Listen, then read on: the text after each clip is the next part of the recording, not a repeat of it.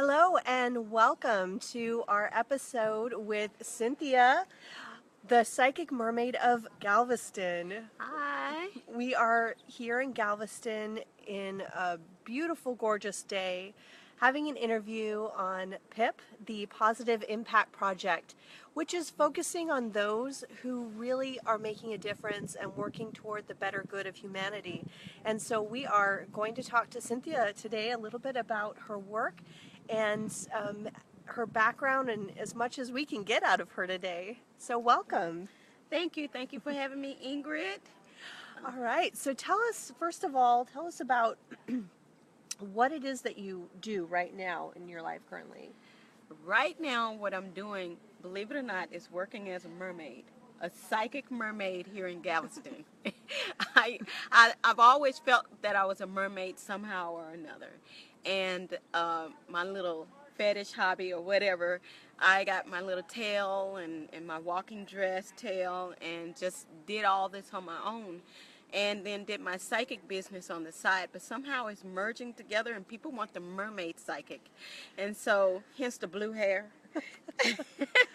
And a lot of joy that I bring to people. My son even said last week when we were on the Strand uh, with Dickens here in Galveston that, people had this frown on their face or whatever, but whenever they saw me, the mermaid, they just started perking up, and he just saw joy from the inside. And so he was really happy about that, and I was happy that he got a chance to see that it's not just about, I got a weird mother, but that what I do brings something from within a person, and it, for lack of a better word, ministers to them, on a deeper level. And so that's why I do what I do. And I think you loosen people up a little bit too with it. Yeah, Don't they don't take take life it so seriously.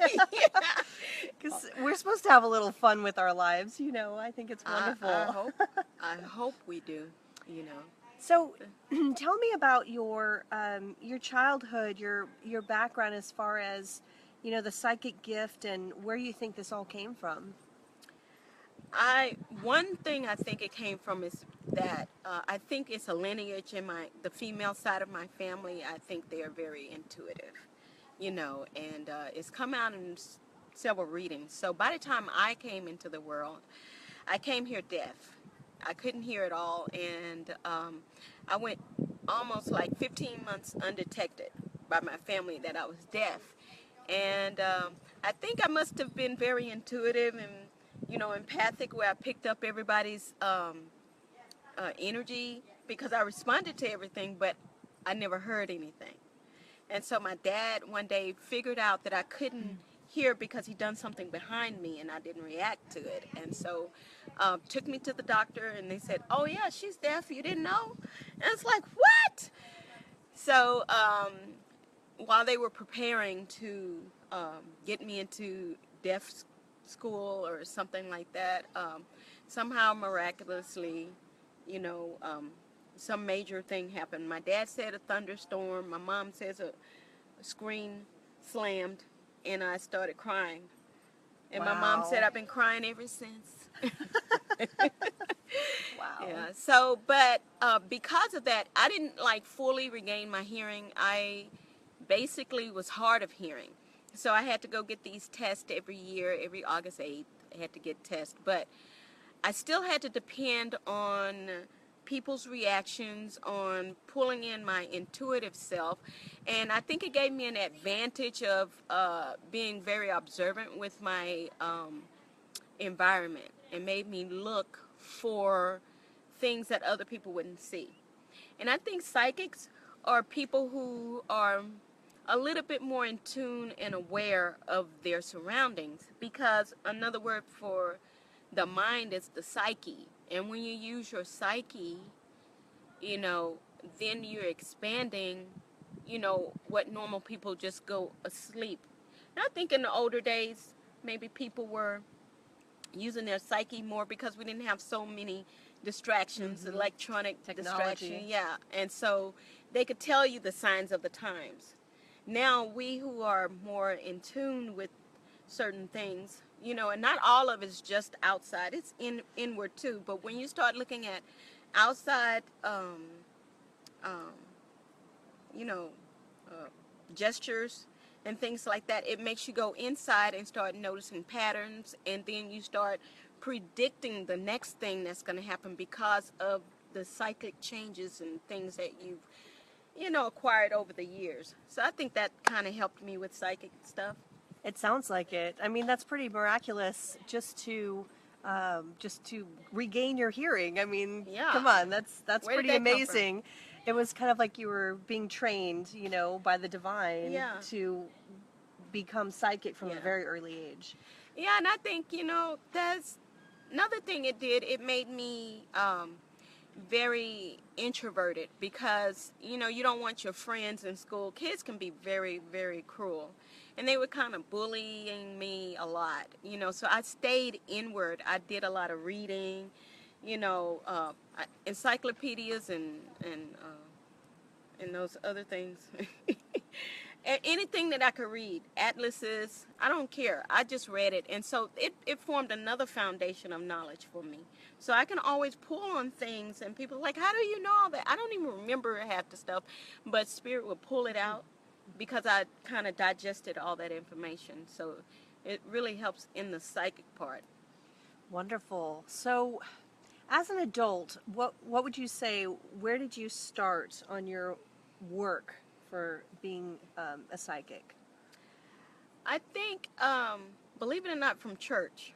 You know, I was very, very religious, you could say, very strict, and brought my kids up strictly. And then we ended up going to this hyper spiritual church where you had to just seek God and the Holy Spirit. And I did that. And next thing I know, I think what it did for me was opened up a door that was just kind of rattling, and it just busted wide open, and I walked right into all of my psychic gifts. And you know, then I started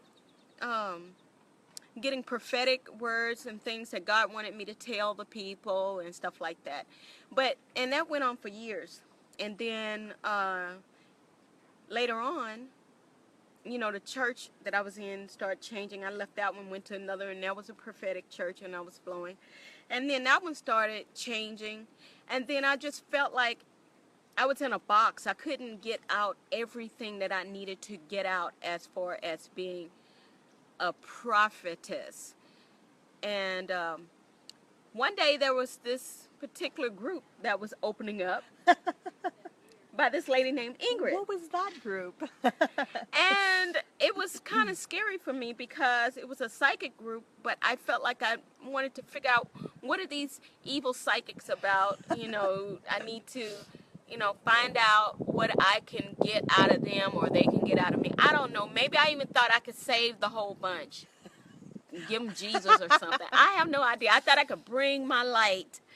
And so I get in there, and here's this beautiful woman here in this circle, and it wasn't a psychic reading, because that's what I was afraid of, but it was a psychic group teaching you how to develop your psychic abilities. And that one night was a significant change for me, because first thing I started realizing that a lot of times we fight over words. Psychic and prophet, pretty much same thing. Hearing from God and being clairaudient is the same thing. And feeling that need to give that message. Yes, you have a message, and you know, God's gifts are without repentance, they say. So that means if He gave you a gift, He's not going to take it back. No matter where you go, you got that gift. And so Ingrid recognized that I had this gift, and I recognized that she had this gift, and somehow we just never broke up. I know. It's a kinship. And you know what? When I first started that group, it was in 2009, I actually had this idea of, I wanted to find other people like me. And so I was hoping to just get together a whole bunch of psychics and we could all hang out. What I found were a lot of people came that were seeking Yes. and that wanted teaching, and that's when it dawned on me, I think I'm supposed to teach. Yes. That's when it all started. Wow. So I actually was looking for my people, and of course I found them. So Yeah. Wow. that's So wonderful. And when I saw you two, I remember that connection and yeah. recognition of, wait, I know you. Yeah. We are one and the same. We have been like spiritual buddies ever since. It was the adjustment of where do we fit in as camaraderie, friends, teacher, student, and it was a journey. We were very much cohesive, Mhm. coming from very different places Yes, yes. and complementary in Yeah. our gifts and our Yeah, interests. yeah. So it was like puzzle pieces, fitting together. She did an awesome thing, and she's done that for the whole Houston area, wherever she travels to every 5 minutes. I'm not even going to go into that, but being a nomadic Aquarius like she is, and I can't say anything because You I'm are a nomadic too. Aquarius. I moved all the way to another city, Yeah. kind of. So You followed your calling and you came to Yeah. Galveston. I had to be by the water. I just had to be. So, So you became the mermaid. became the mermaid And psychic. so what's going on right now with trying to put together the psychic you that you blossomed into and this mermaid adventure? It's still a journey. So I think what kind of got me there a little bit was the fact that I think Ingrid and I, we cycle a lot together. We cycle together, which I teach about the cycles of life and how we, have certain essences every year. So we are like in 4 or something, but last year we were in 3 together. And 3 is about creativity and listening to your gut. So both of us was like going through this identity crisis. So we both started crafting and creating stuff, I was like, Ingrid, just do some crafts or something. I have a closet full of knitted stuff now. And I'm like jewelry and, things that we were doing. And we thought that we were going on a different path. But what Spirit was doing was setting us up to kind of get us in a meditative state, to get us to transition better into where we need to be. So here she is doing the interview thing. Here I am doing the mermaid thing. It's crazy. We're coming together. We're coming together, and we're still on this wild journey. But I still do readings over the phone a lot and in person. People call me all the time, and I still have a lot of my old clients still calling me because which is great for me. But they'll say, you did the predictions last year, which I do every year. It's like every quarter, everything you said came true. I just need my predictions this year. I'm getting a whole lot of prediction calls now. Wonderful. And so, it's just evolving into whatever it is I'm open for. That's I'm not going to wonderful. put it in a box and say, well, I'll only work this way or that way. Well, since you brought that up, maybe you can give everybody a little prediction for 2017. What do you think's going to happen? I know there's a lot of questions out there about what is going to happen now because of the big changes, both in our country and there's this huge awakening spiritually. I think a lot of people are wondering what is coming. Well, 2017, now you put me on the spot because I'm just going to say in general, 2017 with numerology is a 1 year. So 1 always represents new beginnings, and new opportunities happening. Now, I feel that a lot of people have been praying for a change. People have been praying for something different to happen, and we have been praying for something different. And when we get something different, we get pissed off when it's not in the answer that we think it should be. But I think we all should just have faith that whatever this big change is, it's going to come this year pretty much through the justice system. I'm seeing the word justice. I'm seeing, liberation. I'm seeing answers. And I'm seeing the word beholden. I don't know what that means. I really feel like, I tell people a lot, if you're going to go meditate on a mountain, that's wonderful. Learn how to meditate. But you are not going to be able to use that meditation for the rest of your life on a mountain. You have to be on a busy Yes. street and apply that. Yeah. So what I'm saying is that when something seems really scary or there's a big challenge, Yeah. you have to be aware that this is for you. This Yeah. is a gift for you to stretch yourself, to find peace within yourself, even with all of that stuff going on around you. And I feel like Yes. that's what's coming up, is for everybody to accept that as Accept a gift. it. And then another thing is, I used to teach and still do on the angelic realm, and there are 7 tiers of the angelic realm, and well, 3, but there are tiers inside of those tiers. So one of them is the principalities, the angelic realm of the principalities. And you have the regular angelic realm, you have the archangels, and you have the principalities, you have the thrones. Well, the principalities happens to be over the kings, the priests, the martyrs, the presidents. All of those people are ruled by the principalities. And you have to trust that the universe put people in place for a reason, and they can't do no more than they let them, because we are under charge of certain energies, and then they're put in place because they're here to cause some stirring of people, some changes of people. You have people who died because of causes, and you have people who created causes and created life. So we have to trust that the principalities over this system here know what they're doing. And It's God faith. didn't sit here, bring us here to just trick us like, boo, now I got you. You know, we have to trust that your prayers are going to be answered. No matter which way you voted, no matter which way your belief system is, you got to believe that God or the universe has your higher good, in mind. And remember, I mean, we are all here working as one. We are all one energy. So when you think about it, everything you see around you is an extension of yourself, meaning that those things that you don't even like, or the things that a person you think you hate, is actually a part of you, is an The extension mirror. of you. So it's Yes. really important to take a look at yourself Yeah. and think, what does this represent in me that I do not like, that I am afraid of, and how can I change that and face that? Yes. And sometimes we like to externalize it. We like to put it on a person and say, you are the problem. You are the reason why I'm miserable. And so if I snuff you out, then I'll feel better. But you still have you.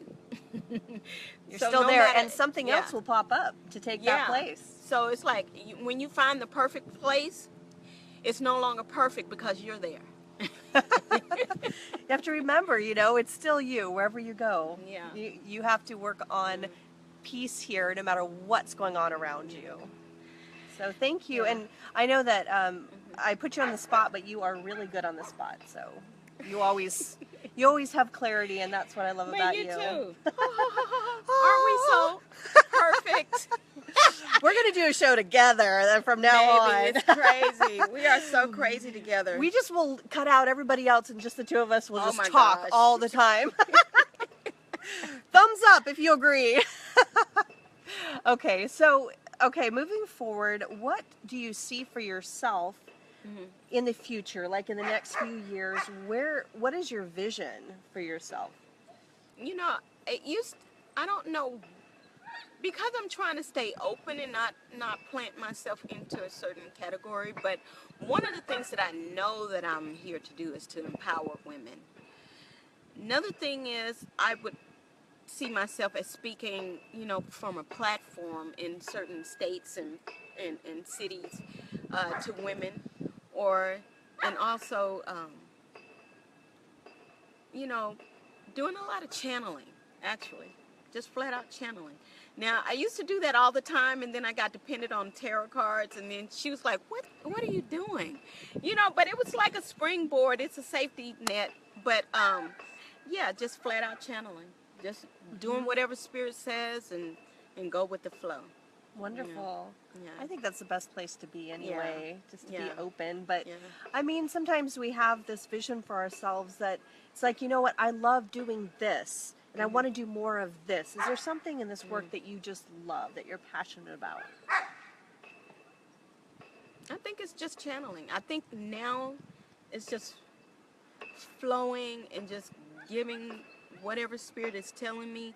I love going to the ocean and praying and just even doing ocean work, believe it or not. I take people to the ocean and we literally do work in the water.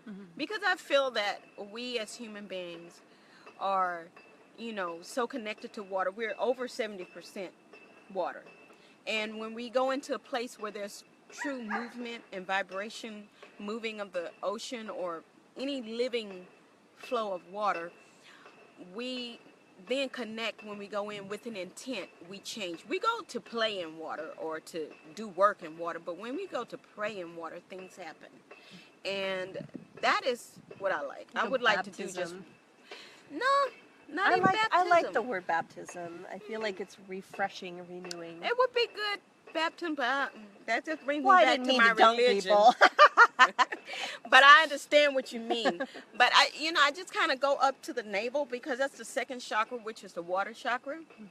And this is where balance is. That's where relationship. And most of the time, people want to deal with relationships. And this is exactly where I think we can get rid of a lot of things. And there is a scripture that says, throw your cares upon the water, and not many days hence it will return back to you.